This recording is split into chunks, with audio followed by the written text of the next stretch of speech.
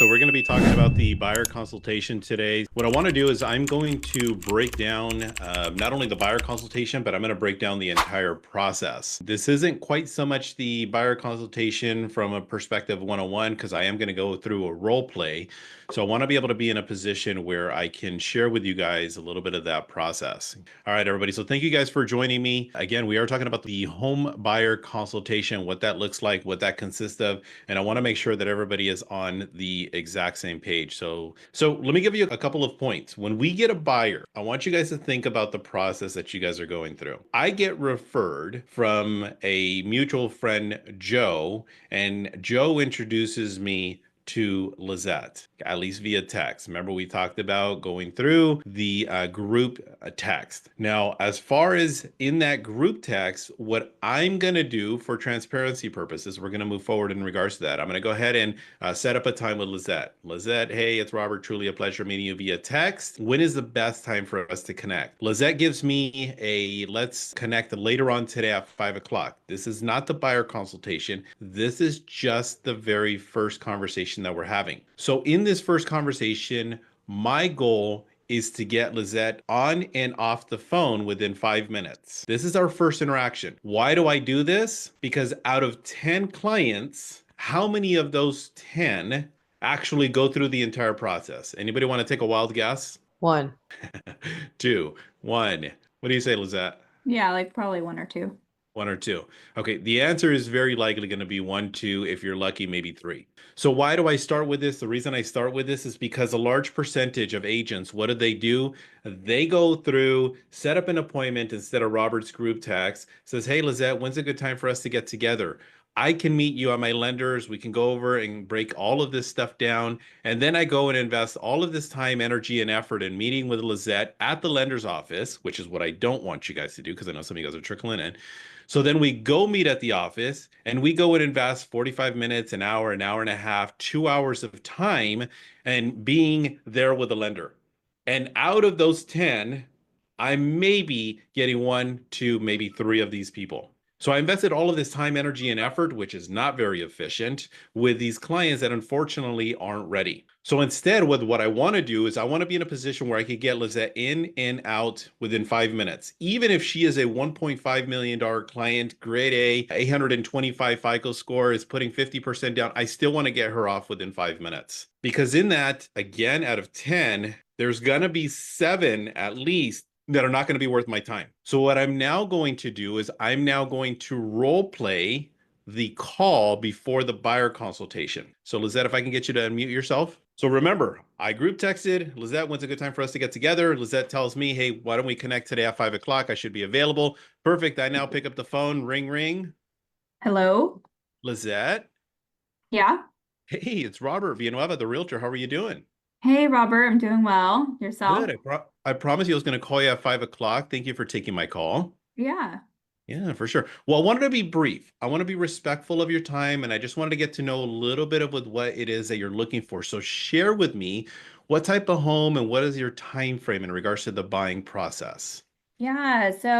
Well, you came highly recommended to me. I'm thinking I want to start looking for my first home. I just graduated and now I'm making a little bit more money than I was before. So this will be my first time, not really sure. But what I'm looking for is something in Visalia. Probably, I don't know, maybe a 3 bedroom. It's just gonna be me and my dog, but I'd like to have more rooms. But I think that might be okay for me. Okay, cool. Awesome. So basically about a 3 bedroom. How many bathrooms are you looking for? Yeah, probably just like a 3 bedroom, 2 bath. That Okay. sounds. And are Mhm. you pretty much zeroed in Visalia? Yeah, I mean, Visalia, maybe Tulare. That's kind of where I'm looking at. Is there a price that you have in mind that you're looking at? I don't really know. I don't really know what I would really qualify for. Haven't really went that far yet. Yeah, absolutely. I totally get that and I can respect that. Now, I am curious though, as far as time frame is concerned, how soon are you wanting to make this move? Well, I'm not in a rush. So, I mean, I guess just finding that the right home. Okay, got it. So if we were to find you a home in the next 30 days, would that be a pro or would that be a con for you? Yeah, that'd be a pro. I mean, I'd love to do it sooner. I know the prices are going up, so I'd love to Okay. do it sooner if I can. Okay. Yeah, but I'm Awesome. just Perfect. starting it out. Good. Now, are you needing to sell a home in order to purchase the next home? No, this is my first home. All right, good. Now, I don't want to ever assume, are you looking to pay cash or will you be doing financing for the purchasing of this home? I'll be doing financing. Good. So here's what I'm going to do is I'm going to go ahead and have my lender reach out to you. Should I have my lender reach out to you today or should I have them call you tomorrow? Probably today. I mean, I'm available after 3 o'clock. Perfect. So what I'm going to do is I'm going to put you in a group text. I'll introduce you to our lender. You guys can go ahead and coordinate that time as to when it's going to be best suitable for you. Okay. Okay. Now, what I also want to do is I want to go through and prepare with what I call as a buyer consultation. This is going to break down all of the details and do all that other good stuff. But what I want to do is I want to do this probably next week, maybe like on Monday, or we could always do it on Tuesday. And the reason for that is I want my lender to be able to meet with you, go through all the financing, make sure you guys are all on the same page. And then that way, when we get together, everything that we do in the buyer consultation will make sense. Would that be okay with you? Yeah, that makes sense. All right, perfect. Now, would Monday or Tuesday at 5 o'clock for a Zoom presentation work for you? Probably, I think Tuesday would be fine. Okay, perfect. So Tuesday, 5 o'clock, I'll send you all of the details, and then I'm going to leave you in charge of course, connecting with the lender, and that way you guys can figure it all out. I want to make sure that they do go over in regards to your payment. I want to make sure that they go over your down. I want to make sure they go over with what your max purchase price is. Okay. Okay, sounds good. Awesome. Is there any questions you have for me before I let you go? No, I think that's it for now. Awesome, Lizette. Well, I'm really looking forward to speaking to you in more detail, getting you qualified, looking for that Visalia home so that you and your dog can, find your next home. Okay. Sounds good. Thank you. All right. You're welcome. All right. So that is the conversation. That probably took me what, maybe 3, maybe 4 minutes. Now, here's one of two things that's going to happen. Very likely, the majority. Number one, Lizette, I send her over to the lender, and the lender basically says, hey, I'm chasing this person. I don't know what's going on. Or it's going to be hey, I ran this person's credit and I don't even know what she's thinking, but she doesn't even have a job right now. She has no money down. I've never seen a FICO score in the 300s, but congratulations to this person. She somehow, some way got a FICO score in that range. I can't do anything for this person, which is option number one. And if that ends up happening, well, I'm going to get that information within a day, 2 or 3, whatever it is. I'm going to pick up the phone and I'm going to call Lizette and say, hey, Lizette, we don't have to role play this. Hey, Lizette, it's Robert reaching out to you. I unfortunately heard the not so good news in regards to the qualification process, but I understand we put you on a program where we should be able to get you qualified hopefully by 2035. We'll stay in touch and I definitely will love the opportunity to be of some assistance to you. That's very likely option number one. Obviously, I'm being sarcastic. Or option number two, the lender calls me back and goes, oh my gosh, Lizette's absolutely amazing. She's super motivated. She has an 800 FICO score. She's coming with a large down. As a matter of fact, her dad, her mom, her sister's going to be helping her with some extra money if needed. She's ready to go. And now this conversation with a lender I'm now having is tomorrow on Thursday. Well, I'm going to pick up the phone now and I'm going to say, Lizette, hey, it's Robert reaching out to you. I heard the great news. Oh my goodness, we got you qualified for $1 million. That is great. That is amazing. I'm so excited for you. What I want to do is, I know today is Thursday. Would it be okay if we actually move that Tuesday appointment up? Would it be better for us to do it on Friday or would we rather do it on Saturday? The reason I give that 1 week for the lender, because it gives them an entire weekend to go through the buying process. It also gives them the opportunity to go through that. So at worst, I invested 3 minutes on the initial call, 2 minutes on the second call. I'm done. Bye. See you later. I'll see you in 2035, Lizette. Or option number two, I now have a bona fide qualified client. I'm now going to move forward with the buyer consultation. Any questions, any reservations before we jump into the buyer consultation? Is there anything that you send like in the meantime within that week's process, that week's time to them or anything? Yeah, that's a tee-up question, which I really appreciate it. The 25 years of Robert, I never did, because basically all I would do is just, in a sense, wait to meet with them. Now, Lizette, in asking that question, which she's done a great job, so she'll kind of go through and tee up some of these buyers now, and she'll send them basically like this pre-scrubbed list of what is it that you're looking for, type of property, all of the other stuff. So by the time we actually meet with them, they're a little bit pre-scrubbed, which is awesome. Okay, but prior to coming with Lizette, that's just something that I wouldn't quite do, because I wanted to find some of that stuff out a little bit more organic, but I find that it's actually more efficient. Any other questions? I have one. Go ahead. So what about if within that week the lender is still trying to, wait for some documentation from the buyer Mhm. and, they don't have everything that they need within that week's time frame? How would you approach that call in moving that buyer consultation back? I use this for the purpose of creating urgency, and that's going to happen sometimes. Hey, we're still waiting on this, we're still waiting on that. And sometimes, in most cases, it's actually the buyer's fault, meaning we're still waiting on bank statements. They haven't given that to us. Okay, all this other stuff. What I'll now do is I'll pick up the phone, call Lizette. Lizette, hey, it's Robert reaching out to you. I spoke to the lender. Unfortunately, it looks like we won't be able to meet tomorrow for our Tuesday appointment because I understand that the lender's still trying to get some information from you. How soon do you think we can get that? Because it is vital. It's part of the consultation because I want to be able to be in a position where you know exactly with what we are shopping for. Okay, so I'm just going to push them out. Got it. Thank you. Cool, you're welcome. All right, so let's go ahead and move on. I'm going to jump into the actual role play. Okay, so we're going to go ahead and go in there. Now, before I go into the role play with Lizette, what I now do is I'm going to go ahead. It's 12:14. Our meeting was at 12:15. Before I jump into the Zoom, I'm going to send Lizette a copy of the buyer broker agreement. Okay, the BRBC, wherever you're at, I'm going to send that to her because right now she's fumbling through trying to get the Zoom ID, trying to get logged on, all this other stuff. So now we're going to jump into the role play. So now this is the actual buyer consultation. I'm going to go through a role play. I'm going to step out of role play, explain, jump back into the role play, and then again continue to go back and forth. Okay, so that we don't get too far confused. I want to allow some windows. Why do you ask this? Why do you ask that? But I don't want to go into too much depth because I don't want to take away from the presentation.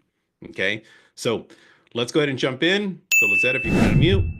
Mhm. Lizette, hey, it's a pleasure at least seeing you via Zoom. So thank you for being here on time. I really am super appreciative and I'm super excited about the entire process for you. So is there any questions, anything that maybe the lender didn't answer for you before I jump into the actual consultation? No, I think we went over everything. She was really good. She went over all the numbers. I think where we landed was I feel comfortable probably around 600. Cool. Awesome. There we go. And then you mentioned to me your dog. What's your dog's name? Zoe. There we go. Love it. Okay. So as far as you and Zoe is concerned, in today's presentation, Lizette, I want to make sure that you understand that this is all about you. And of course, Zoe. It's all about your needs. It's all about your dreams, your concerns, your questions, your finances, your time. It's all about you. I want to make sure that we do go into the depthness about with what it is on how I'm going to help you. Now, this is a little bit of the information, which I won't go into the depthness about myself. I'm going to provide this over to you so that you can go ahead and review this at a later time. But let me ask you this question. This is our agenda. If I remember correctly, you mentioned that you've never gone through the home buying process, correct? Yeah, that's my first time.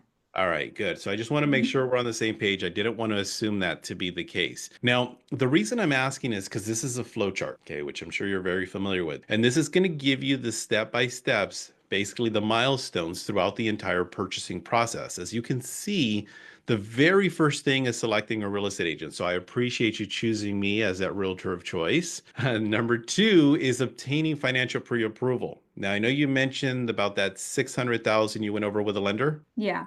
Okay. And then as far as the amount down, your payments, did you guys go over all of that in detail? Yes. Okay, perfect. I just want to make sure we're on the same page. Now, as far as that is concerned, the third step, as you can see, is analyze your needs in a buyer consultation. So by the end of this presentation, my goal is to be in a position where we can start to identify some properties that we're going to go take a look at. Okay. Okay. Now, in that, selecting and viewing some properties, let's go ahead and take a look at our calendar. Today is Wednesday. I can get you maybe on the calendar for Friday for 5 o'clock, or would you rather do something on maybe Saturday at 9 o'clock? What works better for you? Probably, I'd say let's say Saturday. Okay, cool. So let me Mhm. go ahead and put that on my calendar. Okay, boom, got you down. So I set the appointment right there. I also want you guys to pay attention to the standards that I'm going to be setting. So I got you down here for Saturday at 9 o'clock. And then just to be sure, I know obviously it's you, your home, it's going to be you and Zoe. Is there anyone else that needs to be there with you in order to make a decision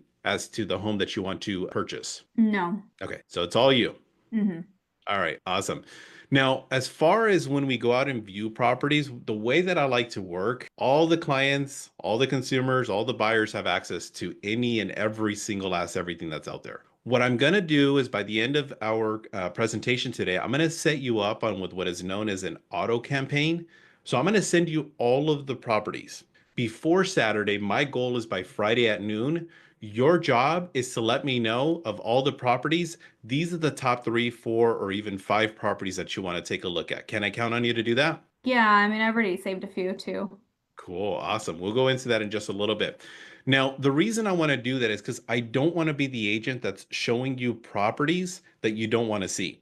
And as if anything, I want you to tell me which of the properties you don't want to see, because there's going to be some dogs out there, but there's also going to be some properties that I know that you find, as you just mentioned, superly attractive. And when we go out there, our goal is always to be in a position to be submitting an offer. So if we go take a look at 3 properties, our goal would be to at least write 1 offer. If we see 4 or 5 properties, I want to be in a position where we can write 2 or even 3 offers. Are you prepared to do that? Yes. Standard number 1. Now, when we go out there, we take a look at the properties. Our job, my job, is to negotiate the best possible terms in regards to the purchase price and all that other good stuff, which we'll talk about in just a little bit. Once your offer gets accepted, we're going to pop bottles of champagne. We're going to celebrate, but now we got to get to work. Our job, between you and I, we're going to conduct some inspections. We'll hire some professional inspectors. We'll talk about that in a little bit. And then we're also going to resolve some issues, which of course is going to be withdrawing some of these contingencies, which I'll explain in just a little bit. As far as the lender's concerned, this is their job.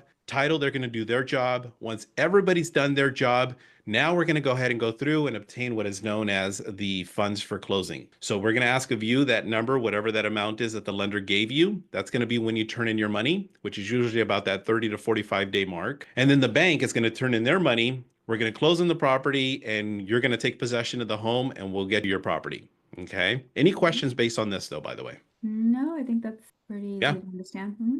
All right, so let's go into some of the things that we had just talked about. Now, as far as making an offer is concerned, we're in a little bit of a softer market. You're in a great position. We're going to find some opportunities that are out there, but there are certain things that we want to pay attention to. Number 1 is going to be the price. If the property is on the market, you mentioned 600,000, and the property's been on the market for less than 30 days, the seller is likely going to be holding out for a full price offer. So we would likely be submitting an offer as close to that 600,000 as possible if it's within 30 days. Does that make sense? But I talked about some opportunities, and in those opportunities, if it's anything over that 30-day mark, there is going to be a possibility that we could submit something a little bit lower. Right now, it's very common to get a discount anywhere between 1 to maybe as much as 3% on a home sitting on the market for more than 30 days. I'll explain a little bit further as we go through property by property. What we don't want to do is we don't want to be in a position where we see a property on the market for a day or 2 or a week or 2, and we have it, it's listed at 600,000 and we're submitting offers at 550. It's just not that market. Okay. Any questions based on that? Not really a question, but I do find that this standard, like setting that as the standard right from the start, helps a lot, especially when you're making the offer, because at that point, then you do refer back to it with the client. Like, well, you remember that time that we spoke about, if it's less than 30 days, then at that point they're in full understanding that you're not submitting like a lowball offer. But it just kind of creates it very simple, very clear for the client to understand, and then you can refer back to it. So yeah, exactly, which is standard number 2. So we want to make sure we nip that thing in the bud as quickly as we possibly can, because if not, we're going to get these people, if we don't set that standard, they're going to be like, oh yeah, we love it. Do you think we can write an offer for 525? No, it's not that market. Okay. So we want to make sure we set that stipulation. Now back into role play, as far as the move-in date is concerned, it's very, very common for you to get possession within the first 3 days of closing escrow. We'll know the moment that your offer is accepted, whether we'll be getting keys that day or within a short period of time frame. Okay, and the main reason for that is because, of course, we have to be subject to with what the seller is needing. There will be every once in a while where a seller might need longer time than that, but we won't be in a position where we won't accept an offer unless you know those terms. So in other words, if it's anything more than the standard 0 to 3 days.